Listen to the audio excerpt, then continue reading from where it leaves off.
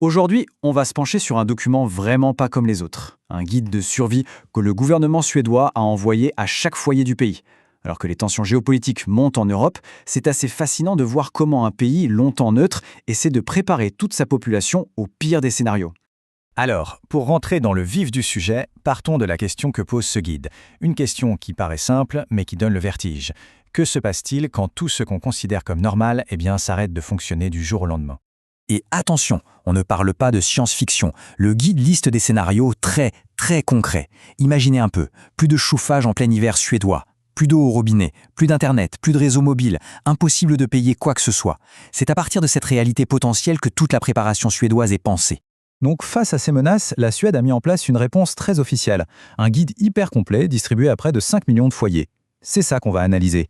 Comment, face à un arrêt possible du quotidien, toute une nation se met en ordre de marche, en commençant par la base, c'est-à-dire chaque maison. Ce qui est super intéressant avec ces deux images, c'est le contraste. D'un côté, on a la préparation, le calme, l'organisation en famille. De l'autre, la réalité d'une crise, le chaos. Et tout l'objectif de ce guide, c'est justement de faire le pont entre ces deux mondes, de s'assurer qu'on peut passer de l'un à l'autre sans que tout s'effondre.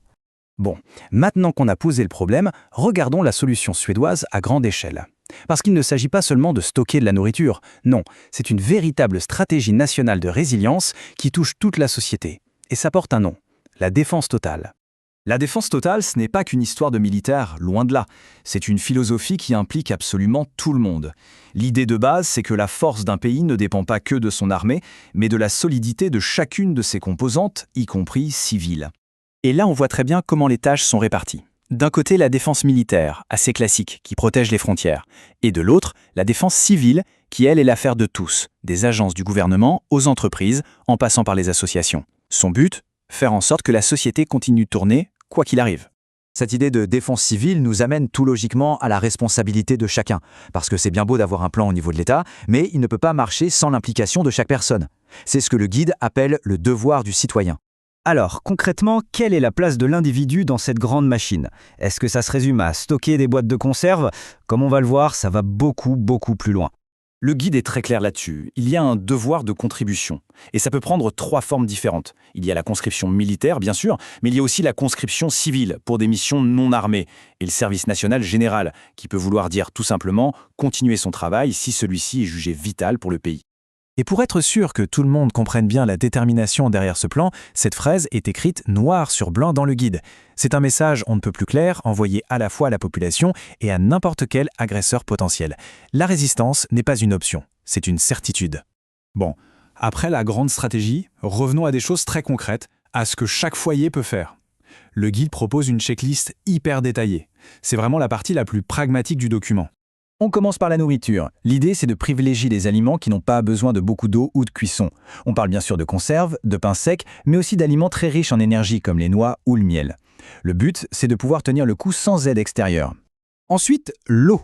C'est absolument vital. Le guide est très précis. Il faut stocker au moins 3 litres par adulte et par jour. Il donne même des petites astuces, comme remplir des bouteilles et les mettre au congélateur. Ça fait un stock d'eau, et en plus, ça aide à conserver les aliments plus longtemps. Dans un pays comme la Suède, évidemment, la chaleur, c'est une priorité. Les conseils sont pleins de bon sens. S'isoler dans une seule pièce, superposer des couches de vêtements en laine et bien sûr avoir des couvertures et des sacs de couchage. Le guide met aussi en garde sur les chauffages d'appoint, à utiliser avec une extrême prudence à cause des risques. Et enfin, la communication.